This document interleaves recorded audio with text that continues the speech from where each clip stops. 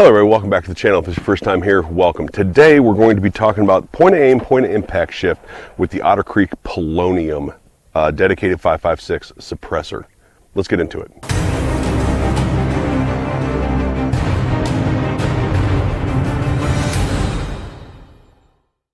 So first we need to understand what point of aim, point of impact means. This is something you've probably heard in the past. It's something that's been asked of me as it pertains to this suppressor since I've reviewed it. And point of aim, point of impact means that where you're aiming is where you're hitting, and shift being where you're aiming is no longer where you're hitting. Now for this channel, probably the most common way you've seen that is when I am reviewing optics and during my destructive testing, during my drop testing for optics. And that is the point of doing destructive or drop tests for optics, is I have it zeroed at a certain range with a certain ammo, in a certain gun.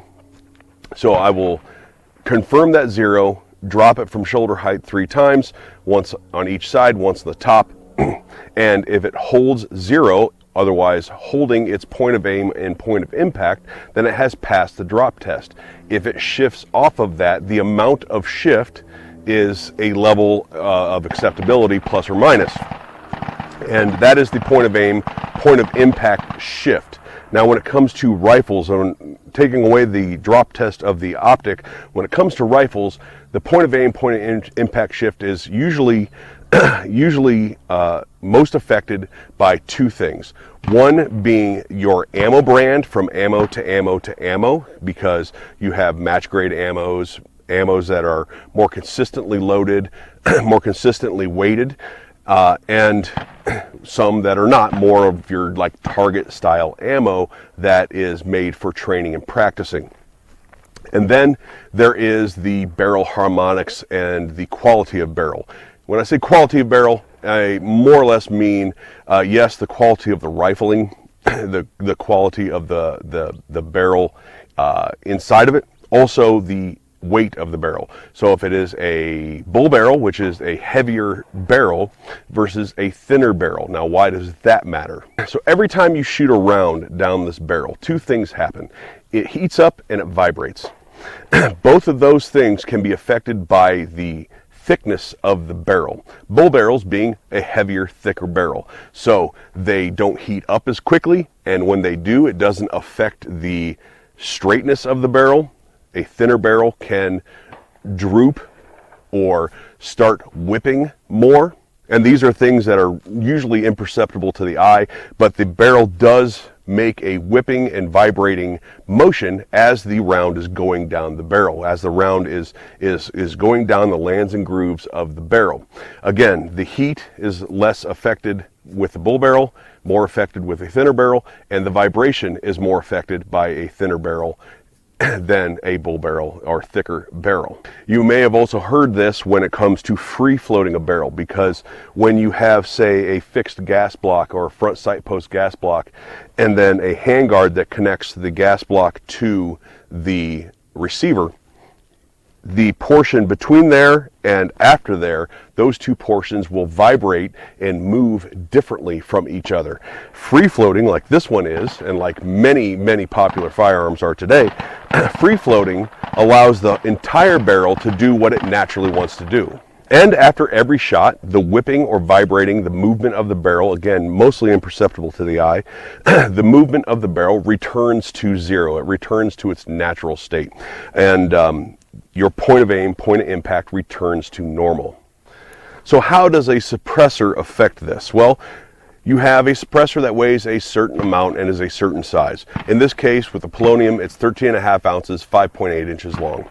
I have on here the Reardon Atlas mounting system. It's a tapered mounting system. Tapered mounting is a very nice way of mounting a suppressor, because tapers tend to be repeatable in its location. So the taper allows it to basically auto-center itself.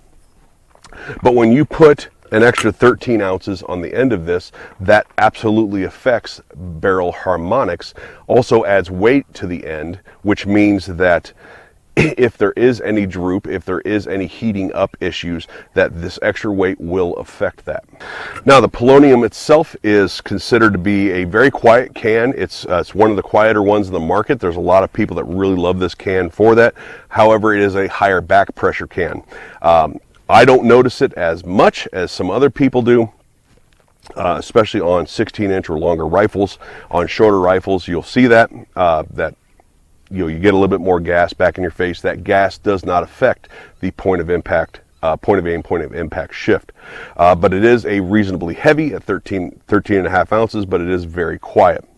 So people have asked me, what is the point of aim, point of impact shift with and without the Otter Creek Polonium suppressor? So we're going to test that right now. All right, so what we're going to be using today is the Riton 1 to 10 LPVO on this rifle that I built a couple years ago. It's got a Roscoe barrel in it, and it's a pretty accurate rifle. It's not as accurate as some custom built rifles, but it's more accurate than others, right? If you want a build list of what this rifle comprises of, with the exception of the optic and light, that will be down below. And we are using PMC Bronze 223. Why are we using this 223 ammo versus something like a match grade ammo? Because while this being pretty repeatable ammo and reliable ammo, any of the match grade ammo will only be better, if that makes sense to you. So what we're doing today is going to be almost worst case scenario, and any better ammo that you use should tighten up any groups.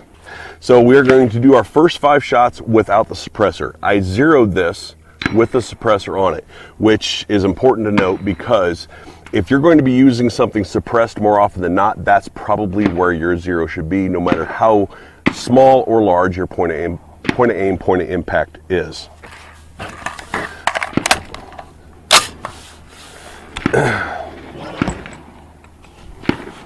We are at 100 yards.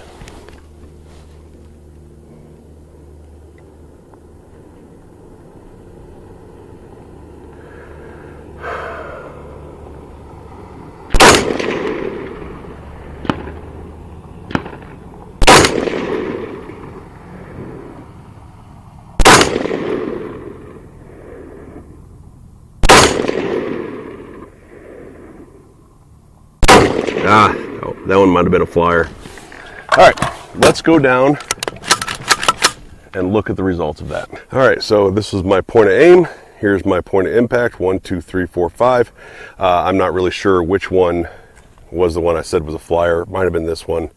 Might have been this one, actually, because I think when I said it was a flyer, I think I thought it was a little low. So that one might be that one. So this is sort of, these 4 shots are sort of my group.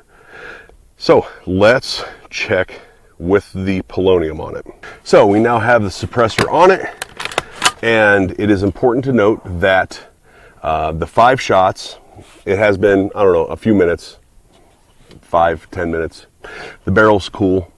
It's not as cool as it was for the first 5 shots, but the 5 shots has not built up a significant enough amount of heat to affect this test in any measurable or significant way. So let's check it out with the Polonium.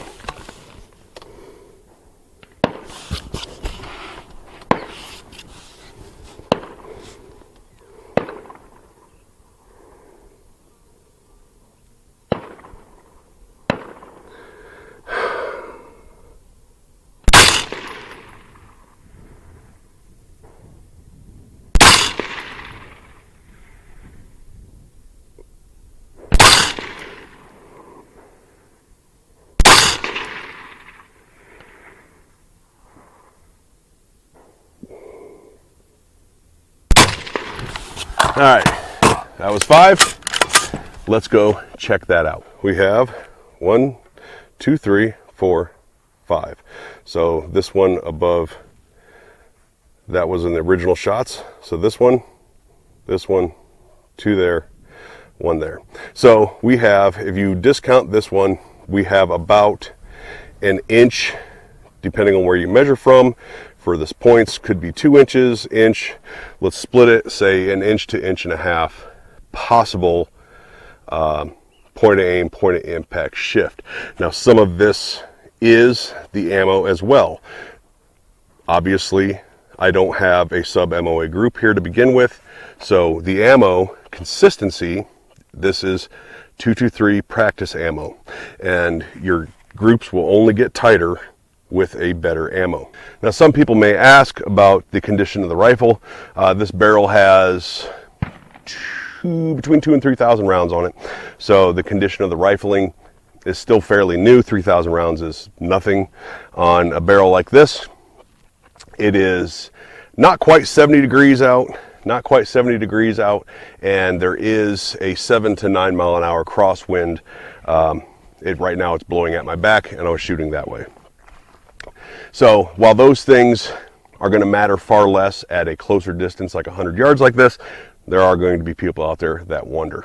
So there you go. Point aim, point impact shift with the Otter Creek Polonium. Dedicated 5.56 can was about 1 inch, 1.5 inches, maybe, depending on the ammo that you use, things of that nature. I hope you guys learned something today about point aim, point impact shift, and this answered some questions about the Polonium suppressor. Thanks for watching, everybody. Don't forget to hit like, share, subscribe, hit that notification bell. If you like videos like this, let me know down below. Leave that comment, and it certainly helps with the YouTube algorithm. I appreciate everybody out there and all my supporters, and we'll talk to you later.